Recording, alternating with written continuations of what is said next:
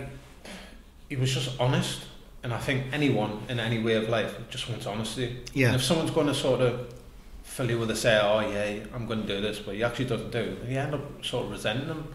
And to this day, I would never ever have a bad word to say about him, about Gary Rowett, who at the end of the day didn't want me to play. So what was that conversation like when he was to tell you that you went in his plans? It was obviously tough because I sort of got the idea. I played a couple, was out, was on the bench, and I just went and seen him and just said, look, am I going to play? And he's like, I want you involved, but you're probably not going to play as much as you want to play. I just want to play football. Yeah. That's what I'm paid to do. I don't want to just sit there, pick up a wage. It's pointless for me. So I just said, well, can I go out on loan? He's like, if something comes up. And then he got me in literally the next day and said, Millwall's come in on loan. And I explained the situation. I was like, I don't want to go. Even though I want to go and play football, it was hard to say. And he just said, right, he's like, leave it with me. Next thing, 5 days, I ended up going to Chesterfield, which obviously worked out massively for me. But as a player, all you want is honesty. And I think that's through any level. You just want someone to say, tell you how it is. So you went on Chesterfield on loan, and how was that move? Yeah, it was good. I scored a few goals. Yeah. I had a good season. At one point, Birmingham were going to call me back, and I was just like, I don't want to come back. I'm enjoying it. I don't want to come back not to play. Yeah. Because, like I said, I just want to play football. And he understood. Like he was saying, "Oh, you're going to play a big part," and just not what I wanted to do. I didn't work me sort of nuts off to get to be sat on the bench, sat in the stand. That's not what I wanted to do. And he ended up leaving me. I ended up, I sort of had 3 years at Birmingham, 2. Obviously, I was involved in 1. I went on loan to Chesterfield with. And I think it's an admirable thing that you wanted to play football. You do see players that are happy just to pick up the wage and play in a higher division, and you look at them and you think, you could have had a top career somewhere else, and they just sit there, and I think before you know it, your career flashes before your eyes as well. For me, it's a bit of like arrogance, where I didn't have that, and I still don't have that. Yeah. If someone said to me, a team if Bradford, for some reason they didn't want me, and said a team in conference wants you, I would always have that conversation. It might not be for me, but I haven't got that arrogance where I wouldn't go and play. Like, I was dropping down from Birmingham, I was dropping down to Chesterfield, and it didn't bother me. Yeah. I just wanted to play football, and still to this day I just want to play football the highest level possible. If Chesterfield was going to be the highest level possible I could play at that time, then I was going to play it. What would you say is the highlight of your career? Probably getting promoted from Wembley with Huddersfield. It probably was the worst playoff final ever. It was 0-0, and ended up going right the way through the keepers on the penalty shootout. We ended up winning, but just having that feeling of playing at Wembley, no one's ever going to be able to take that away from us. Especially such a big game. A huge game. I remember, I've got the shirt up at home, my shirt, and then Harry Maguire's shirt. He was the centre back at the time, so I look back and no one's ever going to be able to take that away from us, from what I've done. Did you take a penalty? No, I cramped up at 180 a minute, and I was our penalty taker as well. So I was saying, "Don't take me off," but my legs were gone. It was roasting hot. Been a long season as well. Yeah, long season, and when I look back, I wish I had got to take one, but to be fair, we were on about this the other week when I was with Mams. She said, "I'm so glad you didn't take one." She said, "I'm not sure my nerves would have held up." And I remember, I was like, "My dad, I've got your ticket." He said, "I don't want to come." My dad never come to the game. He said, "I just can't." He said, "I'll watch it on telly."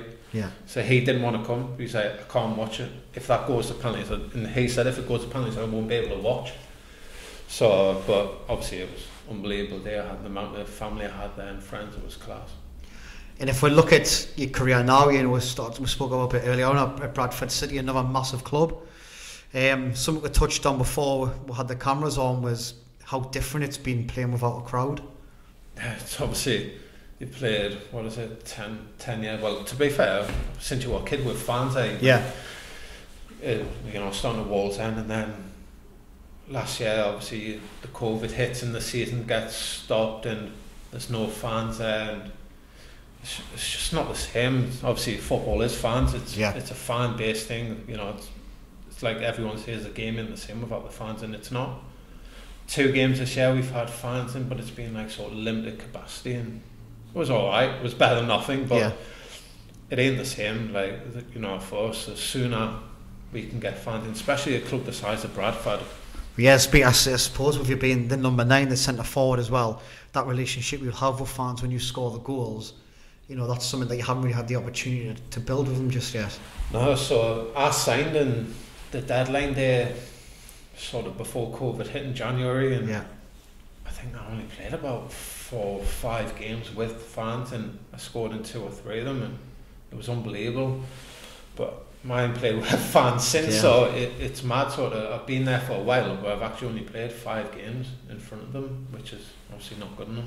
And what was that like, a transfer deadline day, getting moved across? How quick did that transpire and come about? That's the 3rd one I've done on deadline day. And I thought, to be fair, the worst was probably when I left Charlton and went to Scunthorpe. I had to get from Charlton to Scunthorpe in, I had 5 hours, 5-6 hours, and could they not do the medical in that in London? So they wanted me up there to do the medical. And it was just like, right, you need to get up. I remember sitting waiting because I knew it was close. And I was saying to the agent, should I set off? And he's like, no, hold fire in case it doesn't get done. And it got done. It was like, right. I remember going upstairs and literally just going like that with the clothes in a case. And my wife just like that, getting the baby sorted. And I was just like, wow, is this what it's come to? So it got there. I think I had an hour and a half to spare, and end up like obviously getting it done. But then when I signed for Huddersfield from Gateshead, that was deadline day, and obviously I went on from Scunthorpe to Bradford, which was deadline day. But it's obviously a lot more chill. It was. I went there in the morning, but they had to get the deal done by 12 o'clock for me to play the next day. But it ended up didn't get done, and the manager who signed me on the Friday was sacked on the Monday, so I actually never got a training session with him. So he's just got the Salford job today. But I've seen that. It's Gary Neville, you know, I don't want to speak, he's a great presenter, you know, great pundit, and he had a great career at Man United, but he's not shy of chopping the manager at Salford. I think he was talking about, I think Jamie Carragher even tweeted yesterday about, he was saying that managers shouldn't be sacked straight away, they need 2 or 3 years, and then he's went and sacked the manager after he hasn't won in 4. After like, just won the AFL trophy last week as well. I mean. So I think like from when I started, managers will get at least the season. But now it's like, you don't win your first 5-6 games, you're under pressure straight away. And our manager got sacked this season, and it's obviously hard. Like, football's just become ruthless industry. It's like people are running it like a business now, which is obviously not good for fans as well. What's it like from the inside? And especially, I suppose, one of the most difficult ones would have been when Clarkey got sacked from Birmingham. You know, what's it like when you're finding out that your manager, especially if you've got a good relationship with them, is going to be leaving? Like, Clarkey, obviously, he got sacked at Huddersfield as well, and that was probably the hardest one. Because I think we were 3rd in the league or 4th in the league, and we got beat off Sheffield United the day before. So it seemed to come out of nowhere, didn't it? So I remember waking up, we had the day off the next day, and one of the players, Gary Naismith, rang. I was like, you need to come to the ground, the gaffer's being sacked. And to be fair, you could see that he was emotional because he had literally put that team together, and he cared like a little family. So that was hard, but Birmingham, we were sort of on a bad run where, you know, if you keep that bad run going, the manager's going to pay the penalty, and you end up doing that, and it's obviously not nice to see any manager lose his job. Have you got any aspirations of going into management? No, it's something that's not really sort of come across my head to go into management or coaching. Obviously I've got a couple of coaching pages, what you do, but it's sort of something that hasn't really come into my head to do. Sort of quite like the agency side, I think, more the fact because when I was younger of what happened to you, so I wouldn't never ever want that to happen to some young lad again who's starting out in the game, and you know, I would like to advise him, like sort of my age and now, who's a friend. He's always said that would be where he would see me going working with him, but I never say never. I wouldn't mind sort of the non-league because and help coaching players who you can see have got ability which can go higher. I've seen, like, I've been watching North Shields obviously when my brother-in-law played there, and some of them had ability, and it's probably like you said about the mentality side of it that they haven't quite got, which probably stops him progressing. I think it's a massive thing, you know. I do get to watch a lot of non-league football. I go down to see North Shields because I'm good friends with Nashi. And obviously Robbo was there, and I also go and watch Ashton with Ian Skinner and that, and you see some players and you just think, wow, you know, how are they at this level? But again, it's that mentality, the consistency, the ruthlessness of it as well. Some people can't handle the pressure, but I suppose they're still getting paid, they're still playing football at a decent level, they still seem to enjoy it. It's good to see people stay in the game as well. From, like you said, the ruthlessness and the pressure, like even when I went from non-league to there, I never felt pressure, which is probably weird thing. Like when we went to Wembley, or I remember a mate saying, "You're nervous?" I was saying, "Nah." For some reason, I don't get nervous. Still to this day, I just don't get nervous. I see lads who'll have like little routines, which I have my own routines what I do, but I'm never ever nervous. Like I'm confident that I'm good enough to do something. So I don't get why I'd be nervous about doing that.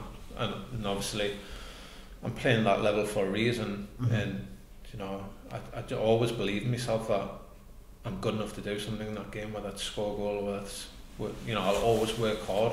One thing, if I'm having a bad game, which I've had many, I'll always work hard. That's one thing I would never. You can't dwell on it, and that's really important. Never ever.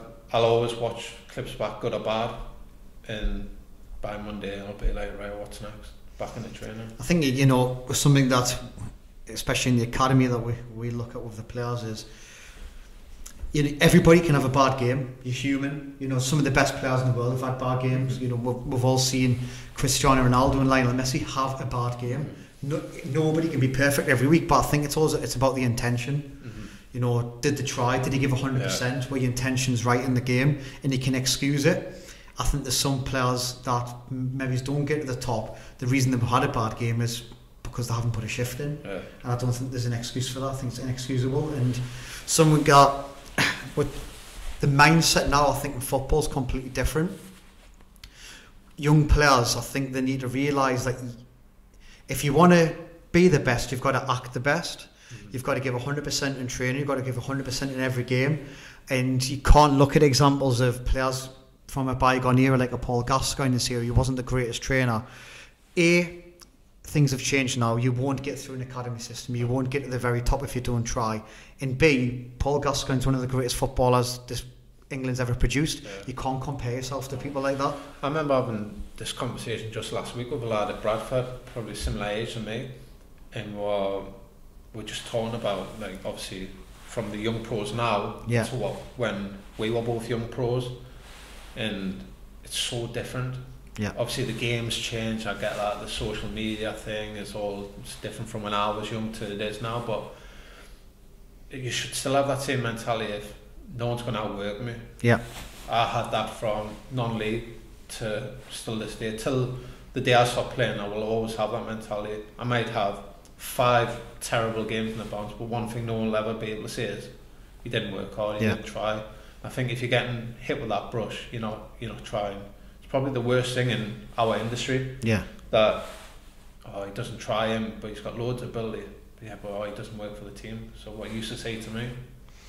I think I don't know if you've seen the Tottenham Hotspur documentary when Mourinho calls Dele Alli out in front of the whole team.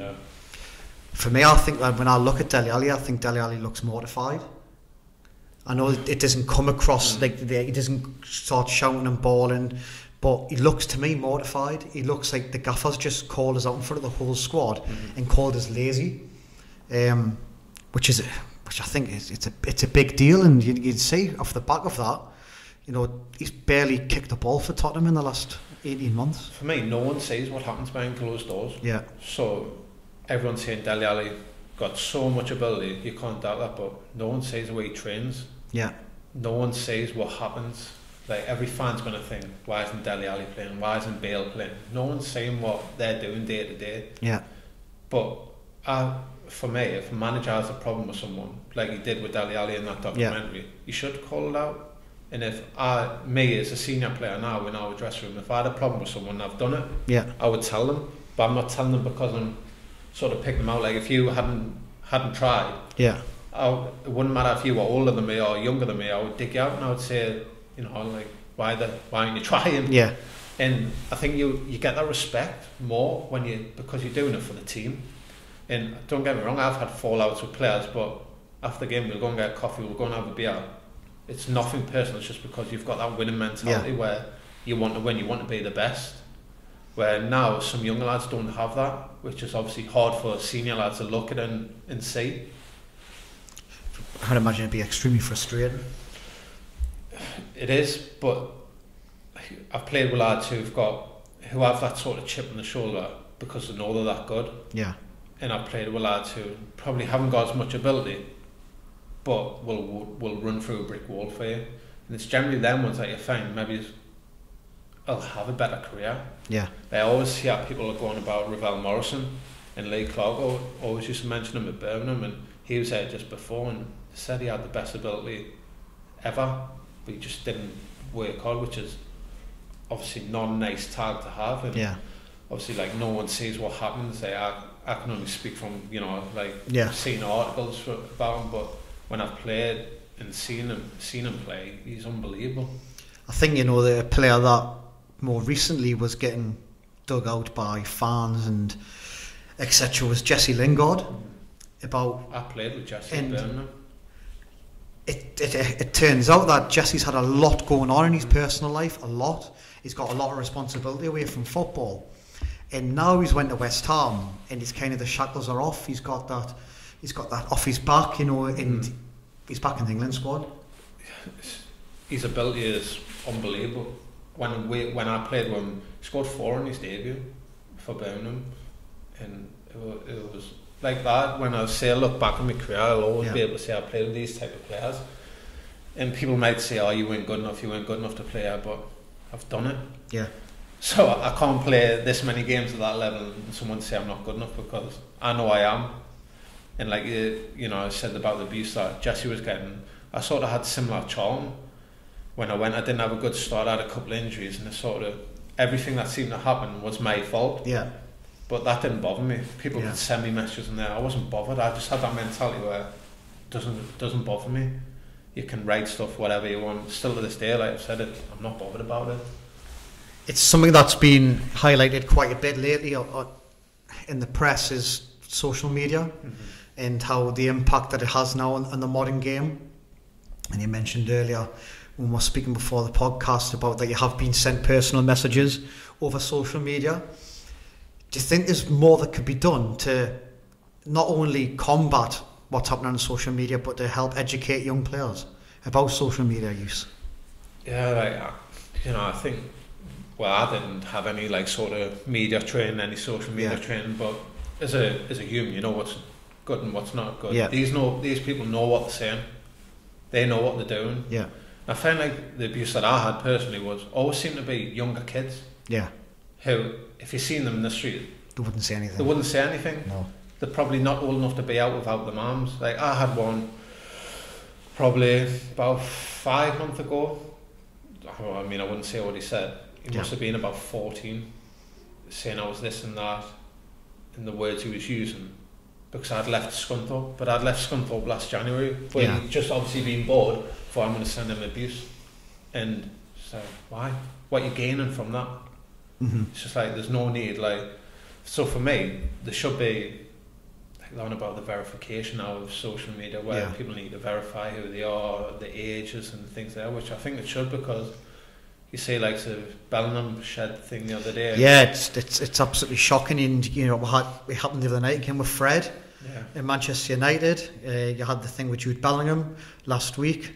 It's frightening what's being said and the way things are transpiring. And with somebody like Jude Bellingham as well, he's only a kid himself. He's a kid, and you know the things that he's receiving, it's ridiculous. And I don't know how he is, sort of, if he's got the same mentality as me, where he ain't bothered. Like, people can write that. People can say, "Oh, he's not good enough. He's rubbish. I'm this. I'm that." Yeah. I'm not bothered. Like. But we're both parents. Imagine the thought of our children receiving abuse when they're as young as Jude Bellingham. I've had stuff said about my family. It's absolutely ridiculous. What I said before we come on, and you know, you wouldn't send it to your worst enemy. No. And you're doing that about the game where it was, what he was on about. I wasn't even in the match day squad, so he's blaming me for this and saying this and that about my family, but I wasn't even there. So if he's saying that, why all of a sudden does he feel the need to come for me? I think that a deeper way of looking at it, and probably is something that hasn't been highlighted as much, as what's going on in this child's life, a 14-year-old child, where he feels he has to send messages like that. You know, is there stuff going on in his own life that needs to be looked at, because that's not normal. It's not normal. And you know, when I said previously about that message I received like a few months ago, actually when I seen the picture who sent me, I've actually seen the lad at a game. It was a Scunthorpe fan at a Scunthorpe game, and I've actually seen him, and he never said a word. No. He stood outside the ground asking for a signature, and then 4 months later he sent abusive messages to you. Abusive message. But that sort of stuff, I always say to lads, if you're on I'm not on Twitter, I'm probably one of the only footballers not on Twitter, because I'm not bothered. I don't need that in my life. Like, I travel in with a lad to Bradford, and I just say, if you're on that sort of thing, you've got to sort of, to a certain level, expect the abuse that comes, because you can't please everyone, and someone's always going to want to say bad things about you and things. But that's part of the reason why I'm not on there, and part of the reason it wouldn't bother me. Yeah, I think social media as well, some people use it for completely different things. I know with your social media, it's more about family and friends. Yeah, it is. That's literally all I've got mine for, and probably like everyone else have a nose on what's going on Instagram and Facebook, but literally family and friends. I'm not one, if I've scored a goal, to tweet about it. It's just something I've never ever done, and I'm not really bothered. Never really read articles or stuff about myself. I just I'm probably old school in that way, that I've got that mentality where just crack on. Yeah, I was probably that generation where I was like sort of coming in when social media started growing and going big, but it didn't bother me. I was never bothered by the online abuse, you know, the people saying I wasn't good enough, people saying this, that. I remember someone saying, send me a message writing on a picture on Instagram, you're fat. And I'm thinking, why are you, like, it's a picture with me wife, like, what are you getting about that? First, I'm not fat. Like, well, the lowest body fat in the club, like, you're saying all this, and I'm just like, what are you grasping from this? Well, there was one the other night with Steve Howie. He was out with his wife for a walk with the dog, and on Twitter, and somebody out of nowhere started abusing him about his weight. And it's like, why do they feel that they've got A, the right to say that, and B, that why would you want to go out and try and hurt somebody emotionally just for no reason? Some you don't even know. It's like that, you don't know them. What gives you the right? I don't go to someone who, if a builder's doing a bit of work for me, I don't start abusing him. You wouldn't dream of it, would you? Abusing someone or coming to fit your kitchen. You just wouldn't do it. So why? Because you're a footballer, probably because you're in the limelight a bit more. Does that give them the right to do that? But for me, it's just like... And I hate when you hear the old one, well, they earn enough money, they should be able to take it. So what has money got to do with anything? It's ridiculous. It does my head in when people say, he earns this amount of money, he earns this money. So what? Like, to this day, I've never ever told one person, obviously my wife knows. Yeah. But apart from that, even parents didn't know how much money, nobody's business, because it's no one's business. And it is that mentality of people, well, he earns good money, he should be able to do that, he should do this, he needs to take the abuse. What? I think it's because football seems to be a part of everybody's life. I think everybody thinks that they're entitled to say and think what they want about footballers, but that's not the case. And I think people need to remember as well that you're just humans. You're just humans that are very fortunate to do a job that you love. But at the end of the day, they're the same as everybody else. You know, we're all the same at the end of the day. They all went to school, they've all grew up, we've all done the same stuff, but you're fortunate to do a job that you love. Yeah, literally, that's all it is I'm doing a different job to you. I'm doing a different job to my mum, my dad, my stepdad, you know what I mean? It's just, I've been the fortunate one. It ain't been the easy ride. No. I ain't being handed down the silver spoon, there you go, you're going to go and have that career. So I've, like I said before, I've made sacrifices, I've done stuff, I've worked. I mean, like, to this day I still do the same thing. Like, we always get a Wednesday off, but for me I had that mental side where I was like, I need to get an edge on everyone. Yeah. So I don't take a Wednesday off, I do my own thing. Yeah.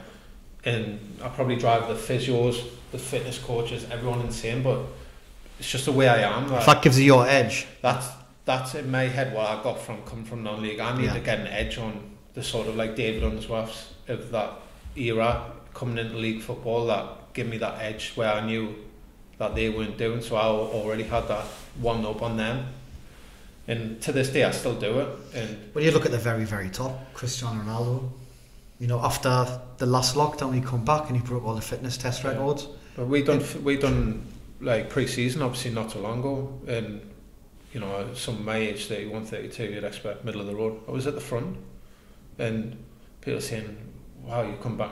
Well, it's my job to come back in good shape. It's definitely, and if you've prided yourself with your full career and looked after yourself, I suppose it does give you longevity. Mm-hmm. And luckily, like, I ain't, obviously, to this season, I had a bad injury. Like, we spoke about the hamstring. I was young, coming from non-league, where it was just probably the pure load that just took its toll on my body. But that's the first operation I've had, like 32, and when I tell people, they're like, really? So yeah, like, it's just like the stuff, like I'm in early doing my stuff in the gym. Yeah. I do my stuff, and like we said before, like the extras after training, and for me it's them little bits what add up, where through the length of your career it just becomes the norm, what you just get used to. And I am probably in the gym before, you know, the majority of players. And what about nutrition? Do you go off the club, or do you have your own nutritionist, or is it just something that you've learned yourself? Yeah, just something I learned myself. So when I signed for Huddersfield, coming, because the diet you have probably non-league is not your typical diet. Yeah.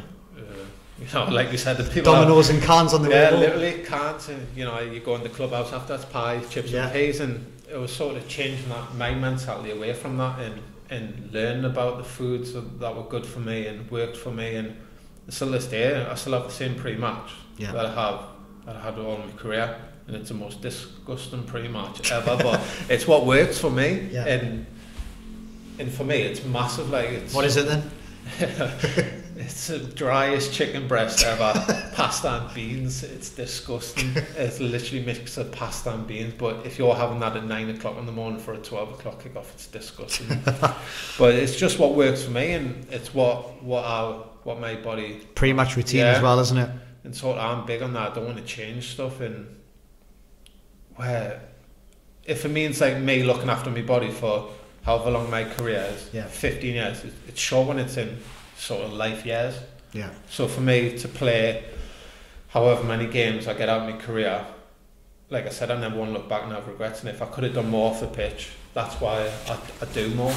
Where I'm doing stuff now with the physios, and I'm probably doing more than they would like. But it's just in my head, I need to do that to get back. And like this morning, I done a bike at 7 o'clock this morning before I went to work. Yeah. And it was just like, I was awake, so why not do it now? And obviously the physio, I had to tell the physio, but he was like, why'd you do that? I was just like, why not? And how important is recovery? What kind of things do you do for that? Huge. You know, you've got I've never been one for ice baths, and a lot of lads love them. Look, everyone's individual. What works for you might not work for me. So when I see lads all doing the same stuff, I'm like, why are you doing that? Just copying what you're just copying what someone else. Yeah. It's like me just copying your pre-match routine and end of the game routine. Where so what do you do for your recovery? So mine's normally obviously eat after the game, massive drinks. I have my own sort of recovery drinks, protein shakes, yeah.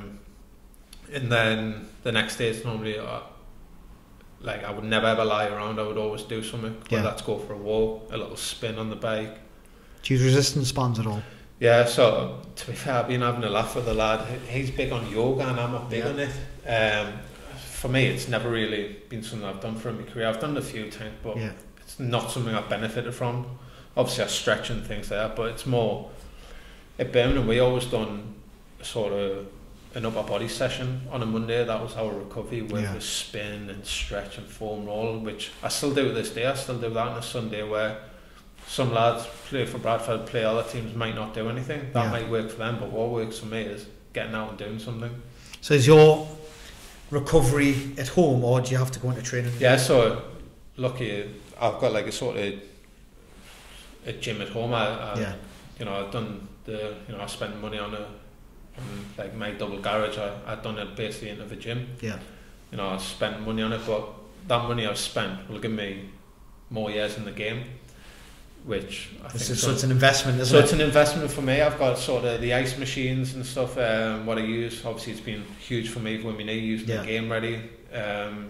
And just little sort of complex machines where obviously for your muscles are big for me with the injury I had, but that's just in me investing in my career. It's just like it's more the younger generation don't really understand. They just say, oh, I'm not spending that on that, thousands on that, but really in the grand scheme of things, when you put your wages to what it will help you get, it's nothing. Well, I think with a footballer, your business is yourself. You know, and if you had a building firm, you'd invest in equipment and tools to help that. So if your business is yourself and your tools are your legs, why wouldn't you invest and improve them? Yeah, that's what, to be fair, I'd probably drive the missus insane, because probably, like I said, where I do stuff on my day off, and I do, but then I think it's 15 years out of my life. It seems long when you say it like that, but my retirement age is supposed to be 35 in my industry, but I'm hoping it's not going to be. But if I get to 38 and I look back, I'm only 38 and that's my career finished. So if I look back and say, I could have done a bit more there. Did I get the very best out of everything I've had? And so what does the future look like? Hopefully a new contract at Bradford.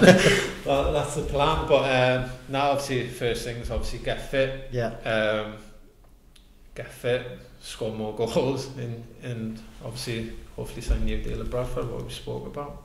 Brilliant. So I'll wrap it up there. Just say thank you very much for coming on. It's been really good insight about your career, but also a bit more information about, you know, the injury side of it, your recovery, your mindset, and some of the setbacks you've had as well. So brilliant. I wish you the best of luck for the rest of your career. Cheers, mate.